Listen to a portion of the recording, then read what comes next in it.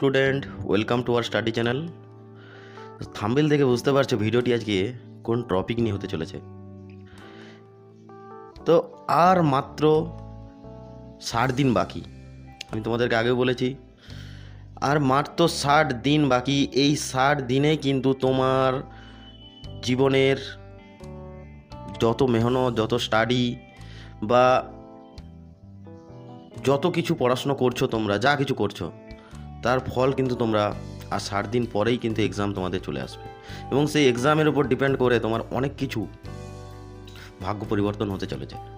তো তোমাদেরকে আমি একটাই কথা বলি বারবার, যে দেখো 2024-এ দেখো এরকম একটা উর্দি যদি তোমরা পেতে চাও বা পড়তে চাও, তাহলে কিন্তু তোমাদেরকে এই 60 দিনে খুব কঠিনভাবে তোমাদেরকে যুদ্ধের সাথে লড়তে হবে, এবং তার থেকেও বড় কথা সঠিকভাবে লড়তে হবে এবং সঠিক অস্ত্র নিয়ে লড়তে হবে। তাহলেই তুমি কিন্তু এই যুদ্ধে জয়ী হতে পারবে, না হলে কিন্তু যুদ্ধ থেকে তোমরা অনেকটাই পিছিয়ে পড়বে। তো আমি তোমাদেরকে 5টি বিশেষ কারণ আমি বলছি, যেই কারণগুলোর তোমাদের লাইফে, ম্যাক্সিমাম স্টুডেন্টের লাইফে, ডাব্লিউপি হোক, কেপি হোক, চাকরি থেকে অনেকটা তোমরা পিছিয়ে চলে আসো। ভাই, ভালো পরীক্ষা না হওয়ার কারণ এই 5টি কারণ আমি তোমাদের কিন্তু এক এক করে তুলে ধরছি, এবং আজ থেকে তোমরা এই 5টি কারণকে যদি নোট করে রেখে সেই অনুযায়ী প্রিপারেশান নিতে পারো, তাহলে কিন্তু তোমার যে গোল আছে সেই গোল বা তোমার যে লক্ষ্য, সেই লক্ষ্যে কিন্তু তুমি কিন্তু পৌঁছাতে পারবে। তাই আমি তোমাদেরকে এক এক করে বলছি, তোমরা কিন্তু পয়েন্টগুলো নোট করে রাখো এবং তোমার লাইফের সাথে সেগুলো তুমি কিন্তু অ্যাপ্লাই করে দেখো। তাহলে কিন্তু বুঝতে পারবে যে তোমার স্টাডিটা আগের থেকে বেটার পজিশানে এসছে কি আসেনি। ঠিক আছে, 1 নম্বর পয়েন্ট আমি তোমাদেরকে বলছি যে তোমরা যেহেতু যাচ্ছ ডাব্লিউপি বা কেপির এক্সাম দিতে, তাহলে তোমাদেরকে প্রথমে ফোকাস করতে হবে সিলেবাস নিয়ে। ঠিক আছে, আমি তোমাদেরকে প্রথম ফোকাস বলছি যে কি করতে হবে, তোমরা সিলেবাসটা নিয়ে নাও। ঠিক আছে, সিলেবাসটা কেন নিতে বলছি, দেখো অন্ধের মতো অস্ত্র চালিত কিছু লাভ নেই। অন্ধের মতো তুমি তীর কন্টিনিউ চুড়েই যাচ্ছ, কিন্তু আলটিমেট গোল সেখানে কিন্তু লাগছে না। আমি তোমাদেরকে বলছি তোমরা চোখ খুলে পঞ্চ ইন্দ্রিয়, আমাদের যে 5টা ইন্দ্রিয় আছে, ক্লিয়ার করে একদম একই জায়গায় ধ্যান রেখে তোমরা যদি একটাই তীর সঠিকভাবে মারতে পারো, তাহলে কিন্তু তোমাদের লক্ষ্যে তোমরা কিন্তু পৌঁছতে পারবে। তো তাই আমি তোমাদেরকে বলছি 1 নম্বর পয়েন্টে তোমরা রাখো সিলেবাস। সিলেবাসটা তোমরা আগে ভালো করে দেখো কি আছে। তো তোমাদেরকে তো এখানে আমি বলছি না তোমরা ডাব্লিউবিসিএসের এক্সাম দিতে যাচ্ছ, বা রেলের এক্সাম দিতে যাচ্ছ, বা সিজিএলের এক্সাম দিতে যাচ্ছ, বা ইউপিএসসি দিতে যাচ্ছ তোমরা ডাব্লিউপি বা কেপির এক্সাম। একটি মাধ্যমিক বেস পরীক্ষা, মাধ্যমিক হলেই তোমরা কিন্তু ফর্ম ফিল আপটা করতে পেরেছো। ঠিক আছে, তো তাই তোমাদেরকে বিশেষ করে আমি বলছি প্রিভিয়াস ইয়ার কোশ্চেনগুলো তোমরা ভালো করে লক্ষ্য করো। সেখান থেকে তোমরা বুঝতে পারবে যে কোশ্চেন কোথা থেকে উঠে এসেছে। আর বারবার আমি তোমাদেরকে এর আগে আমি বারবার বলেছি যে প্রিভিয়াস ইয়ারের জিকে, ম্যাথ, রিজনিং আমরা কিন্তু প্রত্যেকটা প্রিভিয়াস ইয়ার থেকে কোশ্চেন তুলে তুলে প্র্যাকটিস করেছি, তোমরা কিন্তু প্লেলিস্টে দেখতে পারো। তো তাই আমি তোমাদেরকে বারবার একটা কথা বলছি, তোমরা নিজে থেকে একটা কোশ্চেন পেপার হাতে নাও। হাতে নেওয়ার পর বুঝতে পারবে যে কোন কোন জায়গা থেকে আমাদের কোশ্চেনগুলো বেশি আসছে। দেখো মার্কেটে অনেক রকম বই পাওয়া যায়, তো তুমি একটা সাবজেক্টে ধরে নিলে 10 দিন টাইম দিয়ে দিলে, 20 দিন টাইম দিয়ে দিলে আমি ইতিহাসে বিরাট বড় লেকচারার হয়ে যাব, কিছু লাভ হবে না। তোমাকে এখানে টপ টু বটম জিস্ট পড়তে হবে, যে আমাকে কোনটা পড়তে হবে কোনটা পড়তে হবে না। এই সিলেকশানটাই হচ্ছে সবথেকে বড় কথা, যে কোনটা পড়তে হবে। তো তার জন্য কিন্তু একটা বেস্ট টিচারও নির্বাচন করা খুব দরকার। আমি তোমাদেরকে বলছি অপশন নম্বর 2-এ কিন্তু আমি তোমাদেরকে বলছি বেস্ট টিচার তোমরা নির্বাচন করো, যে তোমাদেরকে সঠিক গাইডেন্স দেবে যে তোমরা এই মুহূর্তে এইগুলো কমপ্লিট করো, এই মুহূর্তে তোমরা এইটা কমপ্লিট করলেই তোমাদের হয়ে যাবে। বাকি পড়ার যেহেতু দেখো টাইম বেশি নেই, অল্প টাইম, তার থেকেও বড় কথা তোমার মাথার মধ্যে হাবিজাবি জিনিস যদি ভরে থাকে, তাহলে কিন্তু তোমার মাথাটা জ্যাম হয়ে পড়ে থাকবে। তো আমি তাই প্রত্যেকটা স্টুডেন্টকে বলছি, আমার অফলাইনের স্টুডেন্টদেরকে আমি এই কথা বলে থাকি যে এখন হার্ড ওয়ার্ক নয়, স্মার্ট ওয়ার্ক করো। স্মার্ট, অল্প টাইমে টপ টু বটম কাজ করে তুমি বেরিয়ে যাও, দেখো তাহলেই কিন্তু তোমার সিলেকশান হয়ে যাবে। আর এখন হচ্ছে অলরাউন্ডারের দুনিয়া, তুমি কিন্তু অলরাউন্ডার তোমাকে হতে হবে, আমি বারবার বলছি। তো তাই আমি তোমাদেরকে বলছি সিলেবাসটাকে ভালো করে লক্ষ্য করো। আর তোমরা যদি সিলেবাস না জেনে থাকো, তাহলে আমাদের প্লেলিস্টে গিয়ে দেখতে পারো, ডাব্লিউপির সিলেবাস ডিটেলস পুরো প্লেলিস্টে দেওয়া আছে, সেটাও তোমরা দেখতে পারো। এইবার আমি তোমাদেরকে আসছি মেন যে পয়েন্ট সেটি হচ্ছে ফিজিক্যাল।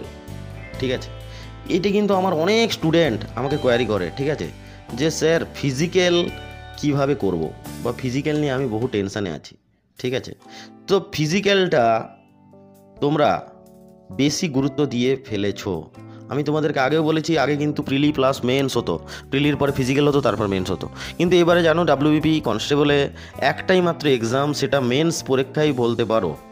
ঠিক আছে, তারপরে তোমার আছে কিন্তু পিএমটি বা পিটি, মানে ফিজিক্যাল মেজারমেন্ট টেস্ট বা ফিজিক্যাল এফিসিয়েন্সি টেস্ট। তো তোমাকে আগে যদি তুমি ক্লিয়ার না করতে পারো এক্সাম, তাহলে তোমার এই মাঠ প্র্যাকটিস করার কোনো ভ্যালু থাকবে না। তাই আমি তোমাদেরকে বলছি, আগে তোমরা ফোকাস করো 70 থেকে 80% ফোকাস করো এক্সামের দিকে, আর বাকি 20% তোমরা পিইটির দিকে ফোকাস দাও। রান প্র্যাকটিস করো, যোগা করো, এক্সারসাইজ করো। ঠিক আছে, কিন্তু এখন থেকে তুমি যদি এইখানে যদি 50% টাইম দিয়ে ফেলো, এইখানে যদি তুমি 50% টাইম দিয়ে দাও, তাহলে কিন্তু দেখো দিন আর রাত মিলে কিন্তু 24 ঘন্টা, তুমি তো 24 ঘন্টা পড়াশোনা করতে পারবে না। তাই আমি তোমাদেরকে বলছি, তোমরা যেইটুকু টাইম পড়াশোনা করছো তার 80% আমি তোমাদেরকে বলছি এইখানে ফোকাস করো এক্সামের জন্য, আর 20% তোমরা ফোকাস করো ফিজিক্যালের জন্য। দেখো তাহলে তোমার ফিজিক্যালটা তুমি কিন্তু টাচে থাকছো, প্লাস তুমি পড়াশোনার দিকে মেনলি ফোকাস করছো। আর আমি তোমাদেরকে বলছি, এক্সাম হওয়ার পর থেকে ফিজিক্যাল হওয়া অবধি তুমি যদি ভালো নাম্বার ক্যারি করে রাখতে পারো, ঠিক আছে, তোমার যদি খুব ভালো নাম্বার ক্যারি করেছো, তাহলে কিন্তু তুমি খুব কনফিডেন্সের সহিত থাকবে। তুমি ধরো 60+ স্কোর করে ফেলেছো, কি 55+ স্কোর করে ফেলেছো, কি যাই হোক 50+ স্কোর করেছো, তাহলে কিন্তু তুমি নিশ্চিন্তে তুমি তার পরের দিন থেকে ফিজিক্যালে তুমি কিন্তু প্র্যাকটিস করতে শুরু করে দেবে, কারণ তুমি ভরসায় থাকবে যে না আমার রেজাল্ট হয়ে যাবে এই নাম্বারে। কিন্তু তুমি যদি এখনই যদি পেয়ে থাকো 25, 30, 35, তখন তোমার মনে হবে কি না রেজাল্ট বেরোক, রেজাল্ট বেরোনোর পরেই দেখবো যা হয় হবে। তাহলে তোমার কি হবে, তাহলে তুমি না এদিকে থাকলে না ওই দিকে থাকলে, তুমি কিন্তু দুই সাইড থেকেই তুমি কিন্তু আস্তে আস্তে করে তোমার লক্ষ্য থেকে তুমি সরে যাচ্ছ। তাই আমি তোমাদেরকে এখন থেকে বলছি, দুটো জিনিসে টার্গেট করেছো, ঠিক আছে, অলরাউন্ডার হওয়া খুব জরুরি দরকার, কিন্তু এখন তোমাদেরকে মেন্সের দিকে ফুললি টাইম দিতে হবে। তো অবশ্যই 60+ স্কোর কীভাবে করবে তার স্ট্র্যাটেজি অলরেডি কিন্তু আমরা দিয়ে রেখেছি আমাদের চ্যানেলে। অনেক স্টুডেন্ট ছাত্রছাত্রীরা দেখেছে, অনেক কমেন্টসও করেছে, তো সেখানে তোমরা কিন্তু গিয়ে দেখতে পারো প্লেলিস্টে গিয়ে। এইবার আমি তোমাদেরকে আরেকটা যে ভুল যেটা আমার স্টুডেন্ট করে বা আমিও একটা সময় করেছিলাম, ঠিক আছে, তো আমি তোমাদেরকে সেই ভুলটা আমি তোমাদেরকে তুলে ধরছি। এই ভুলটি কিন্তু মারাত্মক ভুল, মারাত্মক ভুল, মারাত্মক ভুল বললে চলে। কী ভুল না, ভুলটা হচ্ছে তোমাদের যে তোমরা চিন্তা ভাবনা করো অল টাইম পিডিএফ নিয়ে। ঠিক আছে, পিডিএফ নিয়ে যারা চিল্লাচিল্লি শুরু করো, আমি তাদেরকে একটাই কথা বলছি, দেখো মোবাইলটা একবার খুলে তোমরা তোমাদের যে মেমোরি সিরিজে যে দেখবে অনেক পিডিএফ ডাউনলোড হয়ে আছে, কিন্তু তুমি 2 পৃষ্ঠাও পড়োনি। আমাদের হাতে অনেক কিছু ম্যাটেরিয়াল আছে, কিন্তু আমরা ফোকাস করছি কতটুকু, জাস্ট একটা বিন্দুর মতো ফোকাস করছি। তো তাই আমি বলছি, তোমরা যেটা পড়ো সেটা কিন্তু বারবার রিভাইজ করো। আমি তোমাদেরকে এর আগেও বলেছিলাম যে কোনো একটা স্টুডেন্ট যদি 100টি কোশ্চেন যদি সে 10 বার ধরে পড়ে, ঠিক আছে, 10 বার ধরে পড়ে, আর একটি স্টুডেন্ট যদি 2000 কোশ্চেন, ঠিক আছে, সে যদি একবার পড়ে, আমি তোমাকে গ্যারান্টির সহিত আমি তুলে ধরছি, এই দুটো ক্যান্ডিডেটের মধ্যে এই ছেলেটা কিন্তু গেনার হয়ে যাবে, আর এই ছেলেটা 2000 কোশ্চেন পড়েও কিন্তু লুজার হয়ে যাবে। এটা ফ্যাক্ট। তো আমি তাই তোমাদেরকে বলছি, বেশি পিডিএফের পেছনে ছোটার দরকার নেই, অল্প কিছু ম্যাটেরিয়াল তোমার পরীক্ষার জন্য যথেষ্ট। আমি তোমাদেরকে বলছি, তোমরা যদি জিকেতে আমাদের প্রিভিয়াস ইয়ারে যে সলিউশনগুলো করানো চলছে, তুমি যদি সলিউশনগুলোও যদি ভালো করে 2-3 বার করে রিপিট করে করে ক্লাসগুলো করে করে যদি যেতে পারো, তাহলে কিন্তু তুমি 20 থেকে 22 নাম্বার তুমি কিন্তু ক্যারি করতে পারবে আরামসে 25-এর মধ্যে। আর তুমি যদি ভালো করে নোটস করে রাখতে চাও, তাহলে তো আরও ভালো হয়। শুধু ডাব্লিউপির জন্য না, এর পরবর্তী যে কোনো এক্সামের জন্য জিকেগুলো ইম্পর্টেন্ট, কারণ প্রত্যেকটা কোশ্চেন প্রিভিয়াস ইয়ার থেকে তোলা। তো আমি তাই তোমাদেরকে বলছি, পিডিএফের পেছনে একদম দৌড়ানোর দরকার নেই, ফোকাস করো নিজেকে। আর সব থেকে বড় তোমাদেরকে যেটা ভুল করো তোমরা হচ্ছে গোল থেকে, এই যে তোমাদের যে লক্ষ্য থেকে তোমরা কিন্তু এই পিডিএফের পেছনে দৌড়ানোর জন্য তোমরা কিন্তু বেরিয়ে চলে আসছো। দেখো আমার কথাগুলো হয়তো শুনতে খারাপ লাগলেও কিন্তু এটা বাস্তব কথা। এটা আমি অনেক স্টুডেন্টকে পড়িয়েছি, সেখান থেকে আমার অনেক এক্সপিরিয়েন্স এসছে, প্লাস আমিও এই লাইনে আজ 12 বছর আছি। তো তাই আমি তোমাদেরকে বলছি যে এই কথাগুলো তুমি কিন্তু তোমার এক্সাম দেওয়ার পরে তুমি কিন্তু মিলিয়ে নিও যে স্যার আমাদেরকে একটা কথা বলেছিল, কথাগুলো সত্যি না মিথ্যা। আর তোমাদেরকে আর একটা কথা বলি, যে সবথেকে যেটা ভাইটাল আমি তোমাদেরকে বলি, সবথেকে যেটা ভাইটাল সেটা 5 নম্বর পয়েন্টটা, সেটা কিন্তু তোমাদের নয়, প্রত্যেকটা ছাত্রছাত্রী বা একটা সময় আমাদেরও ছিল বা আমাদের আগের জেনারেশন যারা ছিল তাদেরও হয়তো ছিল কোয়ারি, কিন্তু এই কোয়ারির পিছনে যারা পড়ে থাকে তাদের কিন্তু কপালে দুঃখ থাকে। সেটা কি? Cut off. এই কাট অফের পিছনে যারা পড়ে থাকে, আমি বারবার বলছি আমার স্টুডেন্টদেরকে, অফলাইনে যারা আছে তাদেরকেও বলেছি, তোমাদেরকেও বলছি, লাইফ কিন্তু বরবাদ হয়ে যাবে কাট অফের পিছনে যারা পড়ে থাকবে। তোমরা কাট অফের পেছনে পড়ে থাকার কোনো দরকার নেই। আমি তোমাদেরকে বলছি তোমরা একটা নর্মাল অ্যানালিসিস যদি করতে পারো, আগের বারের তুলনায় এবারে কীরকম হতে পারে।